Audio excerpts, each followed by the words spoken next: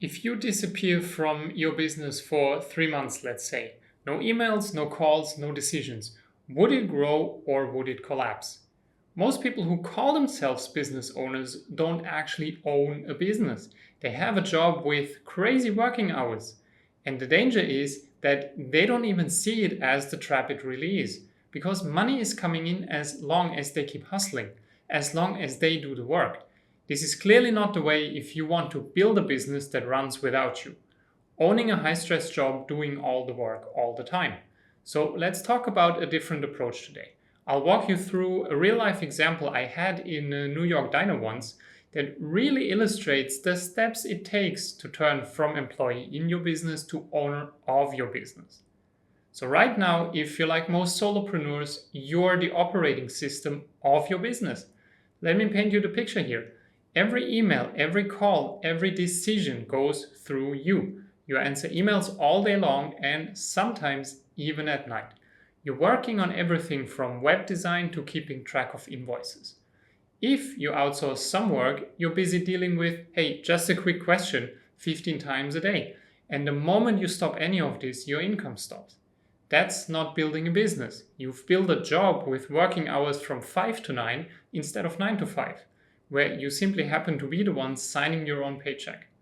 So if your business stops when you stop, you don't own a business, you're self-employed. Revenue without freedom is simply a more expensive form of employment. It's a trap, really.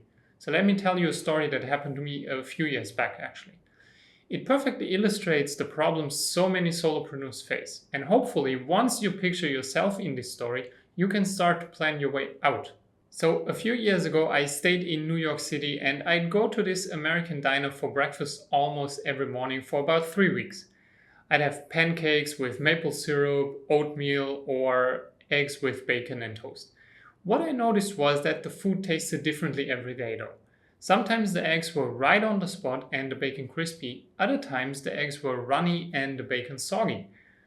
Same with the oatmeal or the pancakes. Things tasted differently despite the fact that it was the same menu in the same diner, in the same street corner. It turned out the one difference was the cook. The place was pretty small and after a few days I recognized the staff.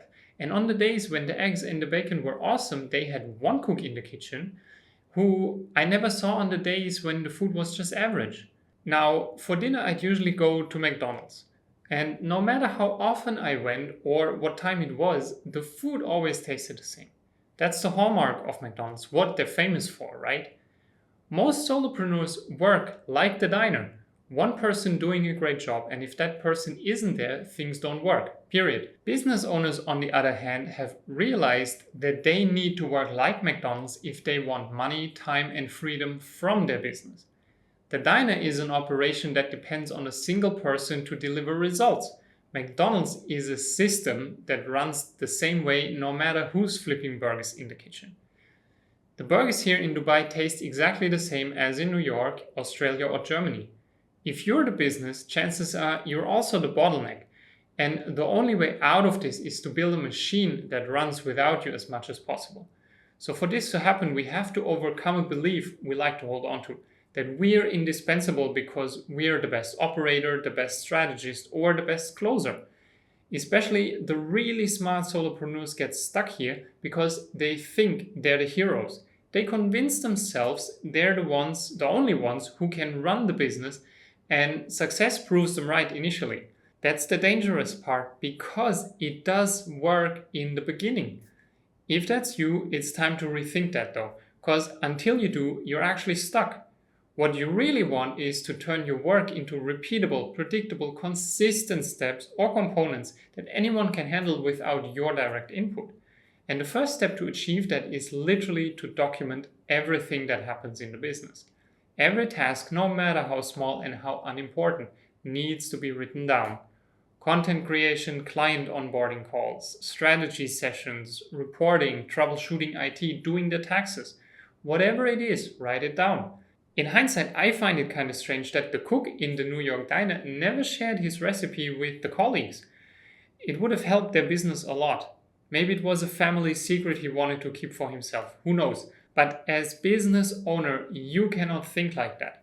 Everything needs to be documented, especially if you do a task repeatedly. A classic example is client onboarding calls, right? Chances are you ask the same 10 to 15 questions every time. And instead of doing that freestyle, it's much better to collect a question and turn them into a standardized intake form, which can be modified over time, of course. But for starters, we need to have a template instead of a freestyle call. Another example is content creation. So I'm currently in the process of optimizing all the videos I've published months ago, and I want to outsource the work of rewriting titles, redoing thumbnails or keywords. So I need to write down and define the standards I'm looking for. Anything from thumbnail layout to the way I make decisions on title options, so that someone else who's not necessarily a content creator can pitch in and take over some of my workload. Redoing thumbnails and titles for videos is repetitive work with limited creative input really, if you follow a checklist. Of course, whatever checklist I write today isn't going to be perfect. It needs to be tested in real life with iterations so it can turn into a proper SOP. If you want to go deeper with systems design, you should watch this video next where I talk about the 3 steps needed to create a system from scratch and how you can do that in practical terms for your business. Thinking big picture here, once you have a clear step-by-step recipe, the next move is to either automate tasks or hire someone who can do the work instead. It's not just acceptable but smart to outsource work, even as a solopreneur. And if you're starting out or you're early in your business journey, the easiest way is probably to go with automation. It tends to be cheaper and more scalable than hiring full-time or part-time employees. I wouldn't recommend hiring from the get-go, especially since most of us actually have good reasons for turning solopreneur in the first place, instead of becoming CEOs of a startup with employees. Automation offers an easier entry level to restructuring tasks done by you, and it doesn't necessarily come with the price tag of an employee. Now, we're not going down the rabbit hole of how to automate every business process just yet. There's a technical component to it, of course. For now, what matters is that we reframe this belief of I need to do all the work myself and think, oh yeah, I can systematize that instead. If the onboarding call questions are summarized into a template, there are different ways how you can automate, right? The first stage is simply to read the same questions during every call instead of freestyling. The next level up could be to automatically send questions as a PDF attached to the email confirming the call. Another level of automation could be to have AI program a form clients can fill out before the call, which would give you time to prepare in advance. I'm spitballing here, of course, but I think you get the idea.